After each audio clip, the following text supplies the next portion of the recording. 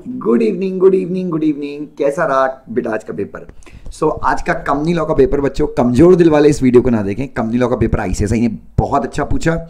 मतलब आईसीएसआई को पूरी बधाई देनी चाहिए, क्योंकि कंपनी सेक्रेटरीज आर नोन कि भाई कंपनी लॉ में एक्सपर्ट होंगे, और लगभग एक्सपर्ट। ऐसे पेपर तो ईजी था।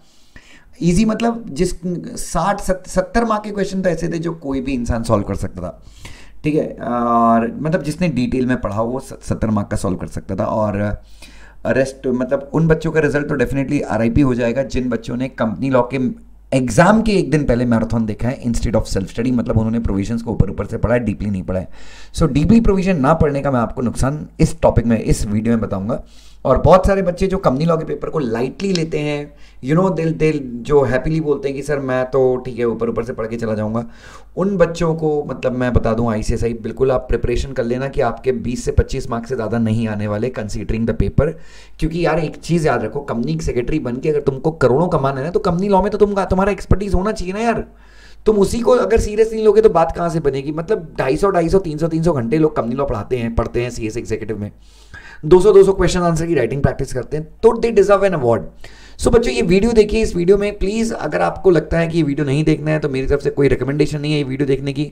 मैं यहाँ पर आंसर डिस्कस नहीं करने वाला हूँ, बट मैं रिव्यू करने वाला हूँ पेपर कैसा था। और पेपर का स्टैंडर्ड आईसीएसआई को मैं 10 में से 8 स्टार्स दूंगा। और मैं मानता हूं कि पेपर और ट्रिकी होना चाहिए था, और अच्छा होना चाहिए था। क्यों? ताकि कंपनी लॉ बच्चों, कंपनी लॉ में बच्चे जब पास होंगे, कंपनी लॉ जब अच्छा करेंगे, तभी वो अच्छे कंपनी सेक्रेटरी बनेंगे बच्चों। तो मैं चाहता हूँ बेस्ट कंपनी सेक्रेटरीज बने। मैं नहीं चाहता कि भाई कंपनी सेक्रेटरी ऐसे बने जिनको सेक्रेटरी स्टैंडर्ड नहीं पता है और जो सिर्फ ऊपर ऊपर से पढ़ के गए हैं। ठीक है, सो बच्चों बहुत सारे बच्चे मतलब इस पेपर में सिर्फ वही पास होगा जिसने, जो असली वाले अमीर हैं, अमीर in the terms of studies, वही पास होगा, वही अच्छा स्कोर करेगा। चलो वैसे पहले शुरू के क्वेश्चंस काफ़ी इजी हैं, जैसे कि क्रेडिट रेटिंग क्या है, क्रेडिट रेटिंग कब करवानी होती है, तो आपको पता है डिपॉजिट्स पब्लिक से भी लेते हैं और मेंबर से भी लेते हैं। तो शुरू का 5 mark, 10 mark, 15 mark, 20 mark, 25 mark, sorry I am sorry, शुरू का जो पहला क्वेश्चन था 1-1 मार्क के 5 क्वेश्चन पूछे थे, डिपॉजिट से पूछ दिया था। ठीक है, जैसे कि कल का आपने मैंने वीडियो देखा होगा गेस्ट सेक्शंस, तो मैंने उसमें भी कहा था। दूसरा क्वेश्चन क्या है बच्चों? सेकंड क्वेश्चन है short walkers limited was operating fitness. तो यहाँ पे कुछ 188 रिलेटेड पार्टी ट्रांजेक्शन हैं। तो एक कंपनी के लिए रिलेटेड पार्टी कौन होती है अपने को ये पता लगाना है। फिर जिसके साथ ट्रांजेक्शन हो रहा है, मतलब कंपनी के सीएफओ की वाइफ है वो, ठीक है, लेकिन वो ऐसा बोलते हैं कि भाई नहीं, अगर ट्रांजेक्शन कहाँ पे हो रहा है, अगर ट्रांजेक्शन मार्केट प्राइस पे हो रहा है, प्रिवेलिंग मार्केट प्राइस पे हो रहा है, आर्म्स लेंथ प्राइस पे हो रहा है, तो ज़रूरत नहीं है। तो इसमें मेरे हिसाब से आपको एक समरी लिखनी थी सेक्शन नंबर 188 की, कि कब ऑर्डिनरी रेजोल्यूशन पास करना होता है, कब बोर्ड ऑफ डायरेक्टर का रेजोल्यूशन पास करना होता है, और सारा नहीं बताना था, सिर्फ ये टर्नओवर वाला बता देते तो भी चलता, और फिर बताना था आर्म्स लेंथ प्राइस वाला, एंड देन आपको कमेंट करना था।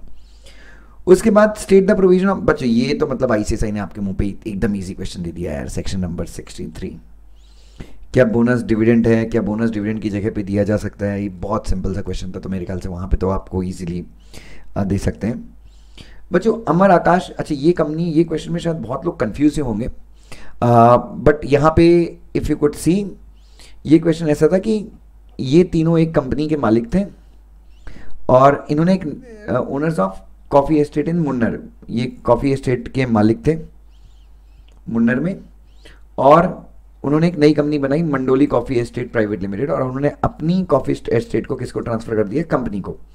ठीक है, तो उन्होंने बोला कि नहीं यार, इस प्रॉपर्टी के ओनर तो हम थे, अब हमने इसको कंपनी को ट्रांसफ़र कर दिया, तो हमको स्टैम्प ड्यूटी और रजिस्ट्रेशन नहीं लगना चाहिए। तो इसका आंसर, जितना मुझे जानकारी हुई, मैंने रिसर्च नहीं किया, मैं बेसिस से बोल रहा हूँ, सेपरेट लीगल एंटिटी, कि भाई company is a separate legal entity. तो भले इंडिविजुअल्स ने अगर उस प्रॉपर्टी को कंपनी को ट्रांसफर किया तो भी स्टैम्प ड्यूटी और रजिस्ट्रेशन लगेगा भाई, क्योंकि company is a separate legal entity. ठीक है, यही होना चाहिए इसका आंसर, बट कुछ और भी हो सकता है, यहाँ पे मैं श्योर नहीं हूँ, बट मेरे हिसाब से यही है। उसके बाद, और आपकी मॉडल में कोई केस लॉ भी दिया है यहाँ से रिलेटेड। उसके बाद बोर्ड ऑफ डायरेक्टर, हाँ बच्चों ये तो उन्होंने प्राइवेट प्लेसमेंट का बोला कि भाई क्यूआईबी को और 250 लोगों को प्राइवेट प्लेसमेंट करना है, तो वो कर सकते हैं नहीं कर सकते हैं, सेक्शन नंबर 42 रूल 14। तो ये तो बहुत सिंपल क्वेश्चन था, तो मेरे ख्याल से आपको यहाँ पे 3 मार्क मिल जाएंगे। उसके बाद ये हर्ष जो है प्रमोटर डायरेक्टर है कंपनी का, उसने किसी दोस्त से पैसे लिए, अच्छा ये private company, it's a private company, it's a private company, he is a promoter as well as director, उसके पास कुछ पैसे फ्री में पड़े हैं तो वो सोच रहा है कंपनी को loan they they working capital के लिए। तो क्या प्राइवेट कंपनी का डायरेक्टर कंपनी को लोन दे सकता है बच्चों? ओन्ड फंड से, बोरोड फंड से? आपको पता होगा, बहुत सिंपल क्वेश्चन है ये, मतलब आईसीएसआई ने आपके मुंह पे 3 मार्क रख दिए हैं। उसके बाद मैग्निफिसेंट, ये बच्चों ई गवर्नेंस वाला है कि भाई ऐसे कौन कौन से फॉर्म्स हैं जहाँ पे रिफंड ऑफ फीस आपको अवेलेबल नहीं होती, नहीं मिलेगी रिफंड ऑफ फीस ना। उसके बाद क्या है भाई, द कंपनी हैज, ये बच्चों ये भी उन्होंने एकदम इजी क्वेश्चन दे दिया है कि भाई अगर कंपनी को डाउट है तो क्या कंपनी किसी मेंबर को नोटिस भेज के पूछ सकती है, और अगर नोटिस भेजा है तो फिर उसका रिप्लाई कितने दिन में आएगा, और रिप्लाई नहीं आता तो कंपनी क्या कर सकती है, ये सारी चीज़ें बच्चों। तो बहुत सिंपल क्वेश्चन, जिसने सेक्शन नंबर 89 और 90 आई बिलीव 2 सेक्शंस हैं, तो 89 ये आई थिंक 90 का पार्ट है, और एसबीओ रूल्स, तो वहाँ पे आपको इसका आंसर मिल जाएगा बच्चों। बहुत सिंपल क्वेश्चन, तो 3 मार्क आपकी झोली में ऐसे ही डाल दिया आईसीएसआई ने बच्चों। अब लेकिन अगर आपने डिटेल में पढ़ा होगा, तो अब आपने डिटेल में पढ़ा ही नहीं है, अब आपने प्रोविजन देखे ही नहीं है, एसबीओ के रूल्स आपने कभी पढ़े ही नहीं है, तो आरआईपी है बच्चों, 20 मार्क आएंगे आपके। ठीक है, सो मुझे माफ़ कीजिएगा, मैं थोड़ा सा स्ट्रिक्ट हूँ, बट बच्चों कंपनी लॉ का पेपर है, तो मैं नहीं चाहता कि ऐसे लोग जिनकी लायकी नहीं है बच्चों, जो अभी भी कंपनी लॉ को मजाक मान रहे हैं, और मतलब क्योंकि कंपनी सेक्रेटरी का प्रोफेशन जो है बच्चों कंपनी लॉ के ऊपर काफ़ी ज़्यादा निर्भर करता है।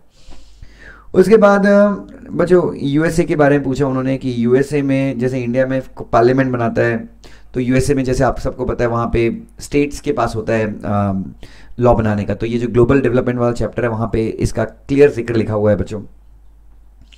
उसके बाद राज बेंगलोर के रेसिडेंट है। अच्छा ये बच्चों एक क्वेश्चन थोड़ा सा यहाँ पे कंफ्यूज होंगे, उन्होंने पूछा कि भाई बेंगलोर में एक बंदा रहता है और उसने शेयर ट्रांसफर किए कंपनी का रजिस्टर ऑफिस दिल्ली में, और बेंगलोर में उसने क्रिमिनल कंप्लेंट फाइल कर दी।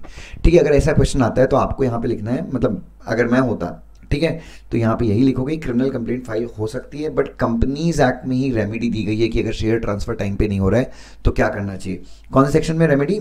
Section number, if I am not mistaken, section number 58 में है। 58 के अंदर रेमेडी है कि आप एनसीएलटी जा सकते हैं, तो वो रेमेडी आपको यहाँ पर लिखनी चाहिए थी कि इंस्टेड ऑफ क्रिमिनल कंप्लेंट का तो सवाल ही नहीं होता, कंपनीज एक्ट में जब रेमेडी है तो हम कंपनीज एक्ट की रेमेडी को यूज़ करेंगे। Short note on capital redemption reserve account बच्चों। Capital redemption reserve account basically आपको पता होगा कि कैपिटल रिडम्पशन रिजर्व का अकाउंट का जिक्र बहुत जगह पे करा गया है, सेक्शन नंबर 55 में भी किया गया है, आई बिलीव अगर मैं गलत नहीं तो बायबैक में भी कैपिटल सीआरआर का बताया गया है कि भाई, तो उसके बारे में आपने को एक नोट लिखना है। तो 2-3 सेक्शन जहाँ पे सीआरआर का जिक्र किया गया है वहाँ पे आप रेफरेंस डाल के लिख सकते थे। बहुत ईजी था, बहुत ईजी था बच्चों। ये तो आईसीएसआई ने आपके मुंह पे मतलब लड्डू डाल दिया 3 मार्क का। डीवीआर इश्यू करने हैं पोस्टल बैलेट के थ्रू, तो ओ सीबीआई वालों राम सीता को उठा लो, तो ये पोस्टल बैलेट के थ्रू क्या ये रेजोल्यूशन पास हो सकते हैं या होने चाहिए, तो इसके बारे में कमेंट करना था बच्चों। तो आप सबको ये बहुत इजी लगा होगा बच्चों, ये आईसीएसआई ने आपके मुंह पे 3 मार्क दे दिए। उसके बाद क्या है, डिक्लेरेशन ऑफ सॉल्वेंसी बच्चों। बायबैक में डिक्लेरेशन ऑफ सॉल्वेंसी फाइल करनी होती है, उसके बारे में पूछा गया था, सेक्शन नंबर 68, तो ये भी काफ़ी इजी क्वेश्चन था। उसके बाद इंसॉल्वेंट रिसीवर और डिपॉजिटरी की सर्विसेज डिपॉजिटरी पार्टिसिपेंट के थ्रू, तो ये भी बहुत इजी क्वेश्चन था, मतलब प्लेज के लिए। उसके बाद ऑडिटर ऑफ द कंपनी को पता चलता है कि भाई फ्रॉड है कंपनी के अंदर, क्या है, देयर इज अ फ्रॉड, तो वो फ्रॉड को रिपोर्ट करते हैं। तो 149 सब सेक्शन 12 फ्रॉड 2 टाइप के होते हैं, 1 करोड़ और 1 करोड़ के ऊपर वाले रिपोर्टिंग है, और फिर आखिरी पूछ रहा है व्हाट इज फ्रॉड। ठीक है, तो ये तो बहुत ईजी था, 5 मार्क का था, तो मेरे ख्याल से 3 मार्क रिपोर्टिंग के लिए थे और 2 मार्क फ्रॉड के लिए थे। तो फ्रॉड आप सबको होता है, 447 में बताया गया फ्रॉड के बारे में। सिंगापुर के कंपनीज बच्चों, तो ये तो एकदम वो ग्लोबल डेवलपमेंट वाला चैप्टर अगर आपने पढ़ा होगा तो 2-3 पॉइंट्स आपने यहाँ पे लिख दिए होंगे ना। पार्ट 2 अब डायरेक्टर का चैप्टर आ गया। सबसे पहला चैप्टर है बच्चों सेक्शन नंबर 185 के अंदर, आई बिलीव 185 ना, लोन्स टू डायरेक्टर।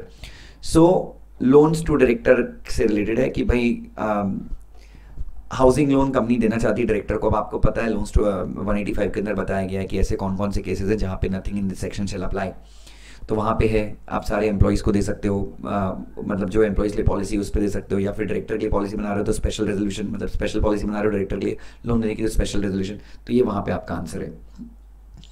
उसके बाद मिनट्स। अच्छा मिनट्स क्या है बच्चों, और मिनट्स में आपको 2 ट्रांजेक्शन लिखने हैं बच्चों। बोर्ड मीटिंग है, जनरल मीटिंग है, बोर्ड ऑफ डायरेक्टर मीटिंग। तो बच्चों ऐसे ही करके लिखा होगा आपने, minutes of meeting of the board of directors of the company held on so and so, और उसके अंदर जो पहला ट्रांजेक्शन हो गया आपने वो लिख दिया होगा कि भाई पुरानी मीटिंग के मिनट्स को कंसिडर करेंगे, दूसरा आपने ये डाल दिया होगा, तीसरा आपने इस टाइप का डाल दिया होगा, और बोर्ड रेजोल्यूशन पास कर दी होंगे। तो छोटा सा है, 5 मार्क का है। अगर आपने ड्राफ्टिंग वगैरह ढंग से नहीं किया होगा तो आपने थोड़ा बहुत भी लिखा होगा तो आपको 2 से 3 मार्क मिलेंगे। उसके बाद क्या है भाई, बोर्ड ऑफ डायरेक्टर की 2021 में 4th बोर्ड मीटिंग कॉल की गई बट हो नहीं पाई क्योंकि कोरम नहीं था। ओके, तो भाई बोर्ड मीटिंग 173 के अंदर कितनी बोर्ड मीटिंग होनी चाहिए, फर्स्ट मीटिंग कब होनी चाहिए, 1 साल में कितनी मीटिंग होनी चाहिए, 2 मीटिंग के बीच में गैप कितना होना चाहिए, ये आपको लिखना है, और अगर ऐसा नहीं होता तो वायलेशन हो जाएगा। ठीक है। The CFO of well known public company, 20 top 20 companies हैं। ओके, रिस्क और मैनेजमेंट कमेटी के बारे में पूछा गया है, और क्या कंपनी सेक्रेटरी बोलता है कि मुझे इस कमेटी का चेयरमैन बनना है। सो 134 प्लस LODR के प्रोविजन, ट्रांसपेरेंसी एंड डिस्क्लोजर वाले चैप्टर का एक क्वेश्चन है बच्चों। उसके बाद बच्चों इन्होंने एक क्वेश्चन दिया है कि लिस्टेड कंपनी के मैन्युफैक्चरिंग डिवीजन 3, ठीक है, ये कुछ उन्होंने बताया है, ये कुछ फिगर्स दिए हैं, पेड अप कैपिटल ये वो, और बच्चों आपको ये बताना है कि क्या वो और लोन ऑब्टेन कर सकते हैं फाइनेंशियल इंस्टीट्यूशन से, नंबर 1। सो बच्चों आप सबको पता है बोर्ड मीटिंग में बोर्ड रेजोल्यूशन पास करके PUC, FR, SP इनके एग्रीगेट आप बोरो कर सकते हैं, इंक्लूडिंग द एग्जिस्टिंग जो आपने लिया, इससे ज़्यादा करना है तो आपको जनरल मीटिंग में स्पेशल सेक्शन नंबर 180 है बच्चों ये। और अगर आपको कॉम्पनसेशन जो रिसीव हुआ है मतलब डीमर्जर वगैरह के बाद अगर आप उसको ट्रस्ट सिक्योरिटीज़ में इन्वेस्ट करते हैं तो आपको ज़रूरत नहीं पड़ती बच्चों स्पेशल रेजोल्यूशन पास करने की। तो कुछ आपने ऐसा लिखा होगा answer, I am very sure. उसके बाद क्या बोल रहे हैं बच्चों, प्राप्ति होटल सुष्मिता को इंडिपेंडेंट डायरेक्टर बनाना चाहती है, लेकिन आपको पता चलता है कि प्राप्ति होटल में सुष्मिता 1 दिन के लिए रुकी थी। तो बच्चों यहाँ पे बेसिकली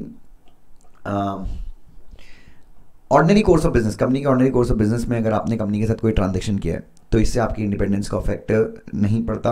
एक वो प्रोविजन भी लिख सकते हैं, और एक प्रोविजन और है कि अगर आपने कंपनी के साथ कुछ ट्रांजेक्शन किया और उसका वो इंडिपेंडेंट डायरेक्टर के क्राइटेरिया में बताया हुआ है कि उसकी वैल्यू इतनी ज़्यादा नहीं होती, तो दोनों प्रोविजन आप लिखेंगे तो भी कोई प्रॉब्लम नहीं है। तो कोई प्रॉब्लम नहीं है यहाँ पे सुष्मिता को। उसके बाद ये कुछ डेफिनेशन पूछ ली थी उन्होंने directly, voting agency, cut off वगैरह, तो आई थिंक ये आपने लिख दिया होगा, कोई प्रॉब्लम नहीं है। उसके बाद फॉरेन कंपनी को इंडियन कंपनी के साथ मर्ज करना है, तो बच्चों 230 से 242 के अंदर एक प्रोविजन है, तो मेरे ख्याल से आपने बहुत आसानी से लिख दिया होगा। आखिरी के चैप्टर अगर आप सिर्फ रीड करके भी गए होंगे तो आपको लिखने में बिल्कुल भी प्रॉब्लम नहीं आई होगी। उसके बाद क्या है, ओह ये क्वेश्चन एक बहुत अच्छा था, आई एम श्योर कि बहुत सारे बच्चों ने इसमें गलती की होगी। बोर्ड मीटिंग हुई, AGM हुई, ठीक है, मतलब पहले AGM होगी कंपनी की, AGM के बाद एक just board meeting complete conclude हुई। चेयरमैन अब EGM या फिर बोर्ड मीटिंग दोनों ही बुलाने के पक्ष में नहीं है, तो चेयरमैन ऑफ द कंपनी, अब चेयरमैन चाहता नहीं है लेकिन एक उनको एडिशनल डायरेक्टर एक उनको इंडिपेंडेंट डायरेक्टर अपॉइंट करना है, बट कैसे अपॉइंट करना है, ना ही इसके लिए बोर्ड मीटिंग चाहिए और ना ही इसके लिए जनरल मीटिंग चाहिए, मतलब ना ही बोर्ड मीटिंग, तो मतलब बिना बोर्ड मीटिंग या जनरल मीटिंग कराए क्या आप इंडिपेंडेंट डायरेक्टर अपॉइंट कर सकते हो। सो बच्चों बेसिकली जैसा कि आपको पता है, और ये भी 7 साल के लिए, इंडिपेंडेंट डायरेक्टर तो बेसिकली 5 ईयर्स के लिए अपॉइंट होता है। So independent director is a director first and then he is an independent director. तो आप इनिशियली आप उसको कैसा कर सकते हो बच्चों, ये क्वेश्चन भी मैं आपको बता रहा हूँ, बट मैंने क्योंकि प्रोविजन पढ़े नहीं है तो मैं थोड़ा सा अंदाजे बता रहा हूँ, बट ऐसा पॉसिबल आंसर होगा। पहले तो 5 साल के लिए अपॉइंट होता है, और दूसरा पहले आप उसको एडिशनल डायरेक्टर करके अपॉइंट कर लो, because independent director is a director first and then he is independent. तो आप उसको as an additional director appoint कर लो, and once he is appointed as additional director फिर आप उसको as an independent director appoint कर सकते हो, बट आप उसको पहले एडिशनल डायरेक्टर अपॉइंट कर लो, और जब कंपनी की मीटिंग होगी अगली, जो भी बोर्ड जनरल मीटिंग होगी उसके अंदर जो आपका 160 और 149 की प्रोसीजर है उसके थ्रू आप इंडिपेंडेंट डायरेक्टर अपॉइंट कर सकते हो, बट इनिशियली आप उसको एडिशनल डायरेक्टर अपॉइंट कर सकते हो, और एडिशनल डायरेक्टर आप उसको मेरे हिसाब से सर्कुलेशन के थ्रू भी अपॉइंट कर सकते हो। 160 सबसेक्शन 1 में एडिशनल डायरेक्टर के लिए मेरे हिसाब से मीटिंग की जरूरत नहीं पड़ती, अगर मैं गलत नहीं हूँ तो। मैंने प्रोविजन चेक नहीं किया, बट स्टिल आप एक बार चेक करना है, इसका आंसर कुछ ऐसा ही होना चाहिए, ठीक है। उसके बाद CFO of a listed company be appointed as a compliance officer, क्या लिस्टेड कंपनी के CFO को आप कंप्लायंस ऑफिसर अपॉइंट कर सकते हैं, बताइए। एंड जो इनकी डेफिनेशन है, किसकी डेफिनेशन है, इसकी KMPs की डेफिनेशन, उसमें बीच में एंड है, ठीक है। सो एंड का मतलब क्या होता है ये आप एक बार देख सकते हैं। उसके बाद बच्चों ये वाला जो क्वेश्चन है ये मैं आपको बता दूं, ये कंपनीज एक्ट का क्वेश्चन नहीं है, ये क्वेश्चन 198 से रिलेट करता है, और 198 मैं पढ़ाता नहीं हूँ, ठीक है। क्यों, because that is the purely calculation part, वो आप पढ़ते हैं अकाउंट्स में। तो ये क्वेश्चन जो है ये क्वेश्चन जो है अपन कम लॉ के हिसाब से बता सकते हैं भाई कि टोटल 11% होता है, 5% होता है, ये सब तो कंपनी लॉ के हिसाब से एक पार्ट में आप लिख सकते हैं, बट एडिशन क्या करना है, डिविजन क्या करना है, ये आपने पढ़ा होगा। ये बेसिकली सीएमए का पार्ट है बच्चों। अब प्रॉब्लम ये है कि यहाँ पे बहुत सारे बच्चों ने सीएमए नहीं पढ़ा है क्योंकि ग्रुप 2 की तो आपकी क्लासेस हुई नहीं है, ठीक है, तो उनको थोड़ी सी प्रॉब्लम हुई आई होगी। लेकिन आपने डेफिनेटली यहाँ पे आप ये लिख सकते थे कि आप यहाँ पे बेसिकली 197 के बेसिक प्रोविजन बता सकते थे कि हम 11%, 5% ऐसा कर सकते हैं, ठीक है, क्योंकि मैंने 198 में क्लास में पढ़ाता नहीं है, because that is the part of accounts. और सुपान सर इसकी कम से कम 10 से 12 प्रॉब्लम सॉल्व करवाते हैं, लेकिन अब नए सिलेबस में प्रॉब्लम नहीं है क्योंकि अकाउंट्स और कंपनी दोनों एक साथ आ गए। तो ये मैं मानूंगा कि ये आउट ऑफ द, मुझे ऐसा लगता है मतलब कि ये out of the syllabus question था, ठीक है, बट स्टिल पूरा आउट ऑफ द सिलेबस नहीं था। 4 में से मेरे ख्याल से 2 मार्क्स आपको मिल सकते हैं अगर आपने 197 की प्रोविजन बता दी किसको कितनी सैलरी मिलती है। उसके बाद ज्योति प्रसाद के पास 2 दिन आ गए बच्चों। 2 दिन आ गए मतलब सबसे पहली चीज़ तो है कि भाई 2 दिन हो नहीं सकते सेक्शन 155 के हिसाब से। अगर आपके पास एक बार दिन आ गया तो आप वापस अप्लाई नहीं कर सकते। और दूसरा 159 के अंदर पेनल्टी है अगर आपने 155 का वायलेशन किया, तो सिंपल होगा ख़त्म करना। उसके बाद लेजी बोन्स एक अनलिस्टेड कंपनी है और इसके डायरेक्टर को 169 के अंदर रिमूव कर दिया गया था और आपका ओपिनियन मांगा जा रहा है कि on filling up of the vacancy caused by removal of the director, मतलब जनरल मीटिंग में इसको रिमूव कर दिया गया 169 फॉलो करके। अब उसकी वैकेंसी तो डायरेक्टर अपॉइंटेड बाय डायरेक्टर, ये डायरेक्टर था तो इसके जाने से जो वैकेंसी हुई कैजुअल वैकेंसी, इसको कैसे फिल करेंगे, तो 160 भी फॉलो कर सकते हो। और आप एक ये भी लिख सकते हो कि अगर जो स्पेशल नोटिस है जिसके थ्रू रिमूव हुआ है उसी नोटिस में लिखा था कि वैकेंसी में कौन भरेगा, तो उस जनरल मीटिंग में भी वैकेंसी फिल कर सकते हैं। और जनरल मीटिंग में अगर नहीं हुई है तो फिर it can be filled by the board, there is no problem. चलिए, तो ये पूरी प्रॉपर प्रोसीजर के थ्रू उसको रिमूव किया गया था। फिर ये क्वेश्चन तो बच्चों सिंपल था कि कौन सी कंपनी में NRC nomination and remuneration committee आएगी, नहीं आएगी। फिर ये सीएस आइडेंटिफिकेशन नंबर यूडीआईएन, इसके ऊपर एक क्वेश्चन था। देन मेगा प्रोफेशनल फर्म्स में क्या प्रॉब्लम्स हो सकती है, पार्टनर्स के बीच में झगड़े हो सकते हैं, बहुत सारे पार्टनर्स होते हैं तो वहाँ पे प्रॉब्लम्स हो सकती हैं। और एक क्वेश्चन था टीचिंग से रिलेटेड जो प्रोफेशनल मिसकंडक्ट से रिलेटेड था, तो ये क्वेश्चन हो गया। सो ओवरऑल आईसीएसआई को आउट ऑफ 10 मैं 8 स्टार्स दूंगा। और ये क्वेश्चन बच्चों अगर मैं मानूं बच्चों, अगर इस क्वेश्चन को आपने 70 मार्क्स या उससे ज़्यादा का सॉल्व किया है और जैसा मैंने बताया आपने वैसे सॉल्व किए हैं, हो सकता है कंक्लूजन गलत लिखा हो बट प्रोविजन सही लिखा है, तो कम से कम आपको 70 का अगर आपने सॉल्व किया है तो कम से कम आपको 45 प्लस मार्क्स मिलेंगे। पेपर बहुत अच्छा था बट मैं अभी भी मानूंगा कि बहुत सारे बच्चों को सीख लेना चाहिए इन द सेंस कि प्लीज़ यार कंपनी लॉ को पढ़ते हो बहुत डीपली पढ़ो, बहुत डीपली पढ़ो। सेक्रेटरी स्टैंडर्ड से कुछ नहीं पूछा था यहाँ पे, मतलब ना के बराबर क्वेश्चंस थे, बट पेपर ओवरऑल बहुत अच्छा था। हर एक टॉपिक को इंस्टीट्यूट ने बहुत अच्छा कवर किया, बहुत बेहतरीन पेपर था। आउट ऑफ सिलेबस भी, वो मैंने बताया 198 वाला जो क्वेश्चन था that was out of syllabus as per my point of view. हो सकता है मॉडल में वो कहीं दिया हो बट मैं नहीं पढ़ा था क्योंकि वो अकाउंट्स का क्वेश्चन है, क्योंकि उसके ऊपर सुबह से 15 से 20 क्वेश्चन भी सॉल्व कराते हैं। सो 70 प्लस का अटेम्प्ट अगर आपने किया तो आई एम श्योर कि आपने बहुत अच्छा काम किया। Love you so much, God bless you, आपका दिन शुभ हो बच्चों। एंड डेफिनेटली प्लीज़ एक ही चीज़ बोलूँगा मैं, अच्छे से पढ़ाई कीजिए, ठीक है।